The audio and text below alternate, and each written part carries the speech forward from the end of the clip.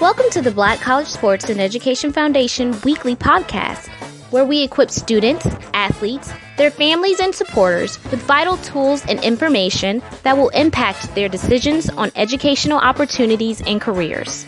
Tune in every Thursday night at 7 Eastern Standard Time as we host prominent guests from a variety of backgrounds, such as education, sports, medicine, and the corporate world. Remember, the Black College Sports and Education Foundation is your one-stop resource center. Now here's your host, Gil McGregor.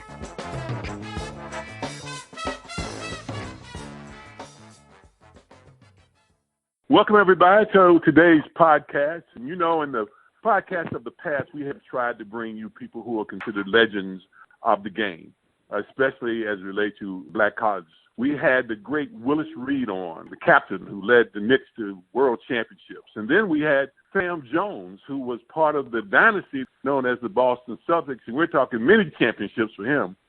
But today, we have the son of the legendary Clarence Bighouse Gaines, who undoubtedly cast the largest shadow as it relates to black college, all college sports coaches. The Bighouse, as he was known, was just a legend in his time and in all the time past. We are fortunate, we are blessed, and we are pleased to have today his son, Clarence Gaines Jr. Welcome to our podcast, man. Glad to be here. Thanks for inviting me to share my thoughts and my remembrances about my father. Well, you know, you said something to me when I first made the contact. You told me that you would always welcome an opportunity to do that. And I thought, boy, I got a son. I wonder, does he feel the same way about me? But that is such a wonderful thing. And when you look back on your life with your father and his legacy, and he was your dad, but he belonged to so many other people. How did you, once you were old enough to realize that, how did you deal with that? He didn't have to deal with it. You know, it's just a part of circumstances and who he was and who our family was. And the college was an extension of our family. And I remember speaking at my father's eulogy, and I shouted out a message not only to my sister, but to all his sons and daughters. And that would be all the young people that he impacted through his life, whether that be in the community, or whether it be in college, whether it be in church. Dad was able to touch a lot of human beings and had a lot of sons and daughters. When he was at Winston-Salem State University, he was not only a part of the athletic department, but he was also head of the physical education department for many years. So like many coaches of his day, he's not only a coach, he was a teacher. And he taught a lot of lessons through sports and through life and just being who he was. Well, let's continue along that line. Then let's talk about a couple of lessons he may have taught that could have pertained directly to you or to some of those sons that were on the basketball team, but a couple of things that kind of stick in your mind when you think of your pops. You know, Earl Monroe, I've heard him speak a couple of times about my father, and he talks about when things got tight in the huddle, my father would sometimes pull this saying out. I had never heard him say this. And it kind of goes, though, with his philosophy, and I'll go a little bit deeper as I share it. And I actually ended up sharing it with some of the youth teams that I coached, because I would get them a quote of the week to kind of impart lessons to them. And Earl said, my dad would say in a crucial time, opportunity does knock at every door, but it's never been known to pick the lock. And basically, you got to go out and get it. Got to go get it, yeah. And part of that is that you have to be prepared to go get it, and you have to set yourself up for success. And as part of my family, my mother was an educator as well. She was a teacher and a guidance counselor in the public school system in Forsyth County in Winston-Salem, North Carolina. First at Atkins High School, which was a predominantly black school. She was a Latin and English teacher. And then she moved to East Forsyth High School when integration came about in the early 70s in Winston-Salem. So they instilled in us a solid foundation in terms of that was going to be something important in our life to get your education. And it wasn't done overtly. It was done by example. For example, in my downstairs basement, my dad had his diplomas on the wall, one from Morgan State University, where he went to college, and got the name Bighouse Gaines, and was a All-American football player. And as he describes himself, was a hatchet man in basketball. He wasn't much of a basketball player. But, my dad, if he had come along at the right time in this day and age, given his physical attributes and his speed, he would have been definitely in the NFL. But he also went on to Columbia Teachers College to get his postgraduate degree, as did my mother. And an interesting story for the listener about going to Columbia, and I just found this out a few years ago, was that my dad didn't have to pay to go to Columbia Teachers College. The state of North Carolina did. And the reason they did was because they didn't have any postgraduate schools for blacks at the time when he was coming up to go to, obviously because of segregation. So he got a quality education on behalf of the state of North Carolina at an Ivy League school in New York. It also, in the summertime, would also go on the playgrounds and recruit some of his New York athletes to come down to Winston-Salem State. So integration had a lot of negatives, but that shows you how you can take advantage of the system, but at the same time how back in the day, the system was set up to thwart blacks within the state, but they wanted to also give education, and they took advantage of that. So that's a little interesting tidbit I thought the listener might find it very interesting know about him. And I think what's also interesting is that you were second-team academic All-American football player at We've Married. I found that kind of interesting, too. Yeah, I was a quality student. I had a very disappointing athletic career because my weak shoulder is injury-prone. When we talk about you and being around the program, because you were young, so do you have memories of that championship year at all? Of course. I was 9 years old when you really coming of age and were able to connect and remember things. I'll tell you my first memory of that championship year. It's a negative memory because the first game of the year, they played High Point College, which is now High Point University. Gene Littles was on that team, and they actually beat Winston-Salem State College at the time. But later on in that year, they found out that High Point College had an ineligible player, and basically they had to take that loss away from Winston-Salem State. That year they went 31-1, but they actually went 30-2, but because of an ineligible player at High Point College, they started out the season with a loss. But they won all their games during the regular season, and they get to the CIAA tournament, and I think it might have been the semifinal game. And they play North Carolina A&T. And Earl had a bad night, and the team had a bad night, and they lost that game. As a matter of fact, I learned later from Jerry Krause, who I worked for with the Chicago Bulls, that was the one game that Gene Shue, who was the coach of the Baltimore Bullets, actually saw in person. So Earl didn't play well that game, but like a lot of people who evaluate talent, you can see greatness even when it's bad because you see how a person steps up. And that team went on to go that year after that disappointment, not winning the CIAA tournament, to the NCAA Division II, or at that time the college divisional regionals, to win the college division championship in Evansville against a team now called Southwest Missouri State. Okay. I think I shared with you, and I want to share with our listeners too, your father was very, very impactful, and it didn't take a whole lot of words or a whole lot of setup for him to be that way. I remember being in your home the only time I was there, and I wasn't there for a long period of time, but your father said to me, you're a pretty good ball player. You come from a real good family, and then your mom and daddy good people. He said, I don't know why they don't let you shoot the ball a little bit more over there at Wake Forest. And I walked out of your house feeling that your dad had validated me as a good ball player. And that meant the world to me. I wasn't going to play for him. And he didn't say, you need to post up down here or you need to do this drop step. He just validated my existence as a ball player. And that meant the world to me. Yeah, I love hearing. It wasn't drawn out, but it meant a lot to me. I love hearing stories like that, and I hear them all the time about my father when I'm in the basketball world. It's nice when a man has basically now passed away, been dead since 2005. Just hear people comment so positively on how he's impacted or influenced their life. One unique thing in this day and age is social media, and I'm on Facebook, and a lot of people from Winston-Salem follow me. And whenever I post anything about my father, it's amazing in terms of the responses I get, the likes. I also took a lot of his photographs over the years because my father was an amateur photographer for many years when he was at Winston-Salem State. He was the one taking the pictures in the early years of the team. And a quick little story. He said his first year at Winston-Salem State, where he didn't make money, he made more money his senior year in college from taking pictures, like graduation pictures and selling them to people. But I put that on Facebook. And it's a picture about the CE game collection, and it's still a lot of people get a lot of hits. And I put little notes and things about the history of the pictures as I knew it. Of course, the university also has a collection, but this was we've given a lot of those memories and pictures and memorabilia to the university, but a lot of them I have too. It's only so much that they can digest. Now, you mentioned Earl Monroe, and obviously he may be the most famous of all of Coach Gaines' players. And I said maybe, and I think some would argue it's Cleo Hill, and some argue it's Earl. Did your dad have a favorite player? No, you know what?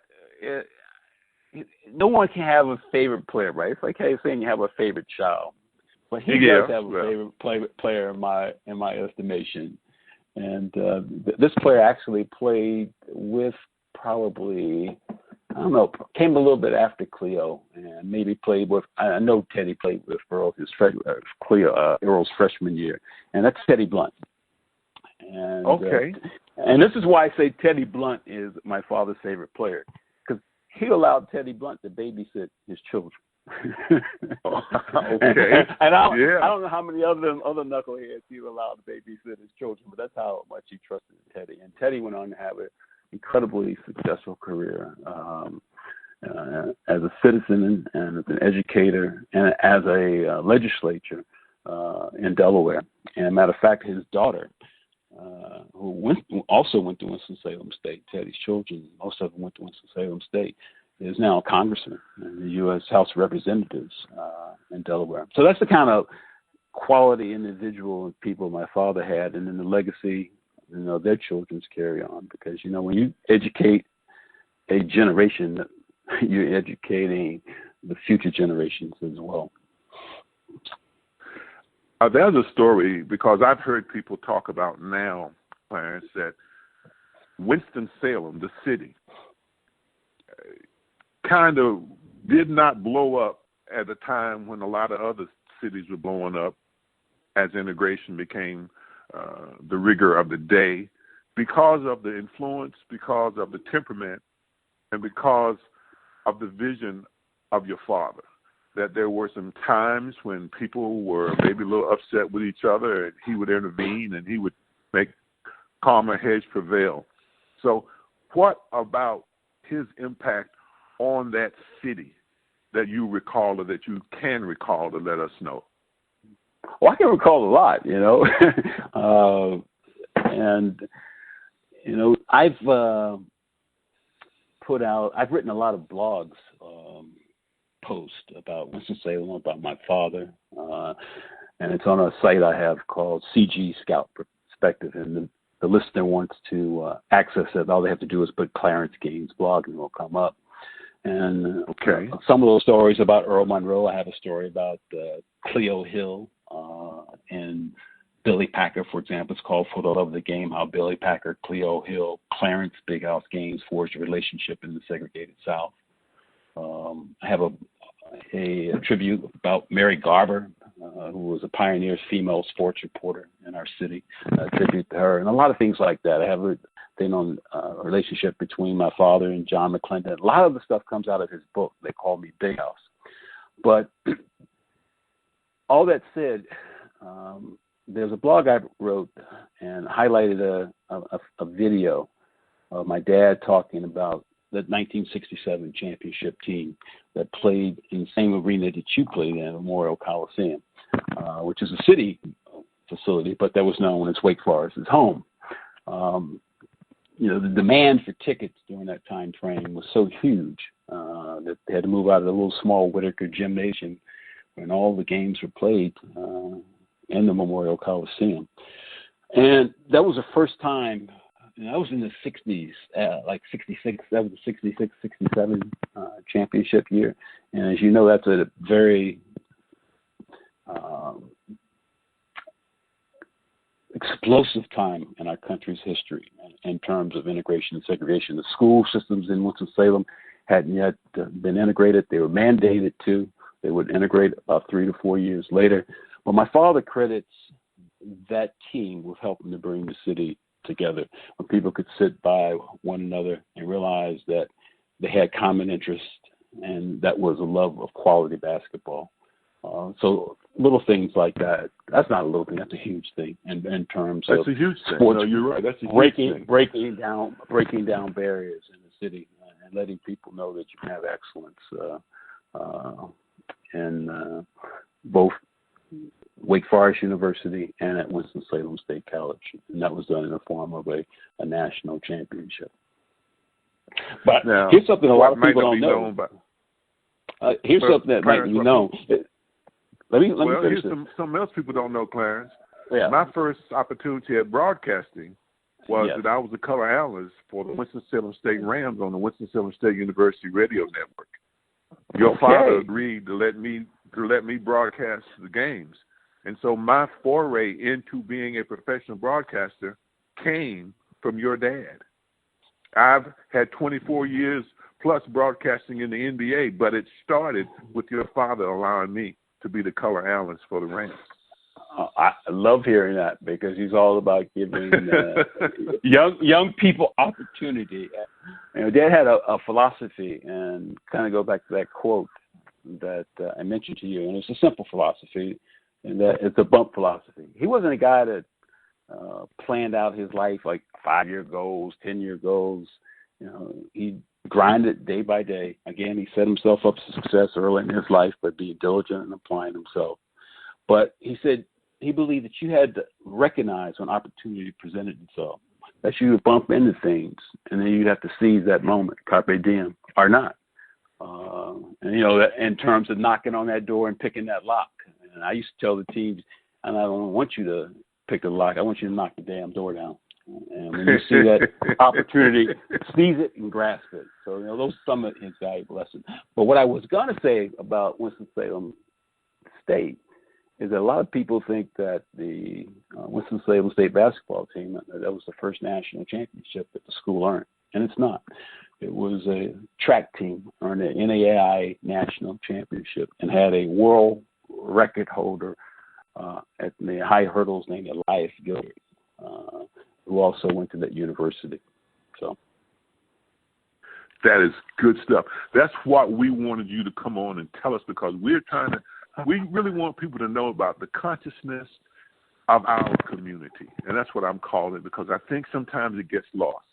And I know that your father was so much of the community's consciousness, and it spread beyond the campus of Winston-Salem State. I remember being on a trip back to Winston-Salem with him in Virginia, where there was no lights, and he went into a place and found our way back. And I said I'd have never gotten out of the van and walked into that place, but he was Bighouse, and he had no fear. There's a story I'd like, if you don't mind, if you would share with our listeners, and that's the Tanglewood story. Wow, that's another one I wrote a blog post on, and that's a pretty incredible story. And I want to say the year was around 1970, 71. And I can actually really remember it's 1971 when Tanglewood Park, which is in Clemens, North Carolina, was going to open its doors finally to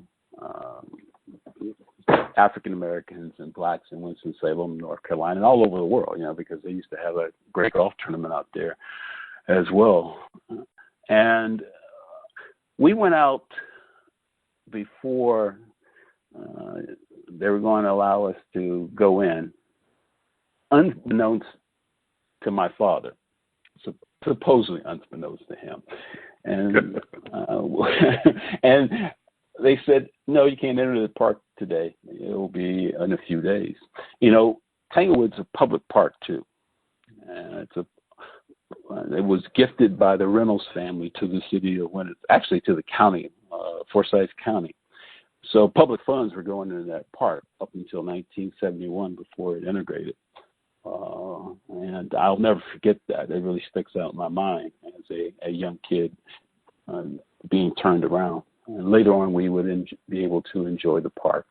And but having been turned around that day was something that stuck with me. And what's really interesting about the story, and I allude to this in my blog post, understanding I was a part of the Reynolds family, I ended up in the ninth grade in 1972, integrating a ninth grade class of a classmate of mine from St. Benedict's School. I went to an all-black Catholic school for 8 years of my life in Winston.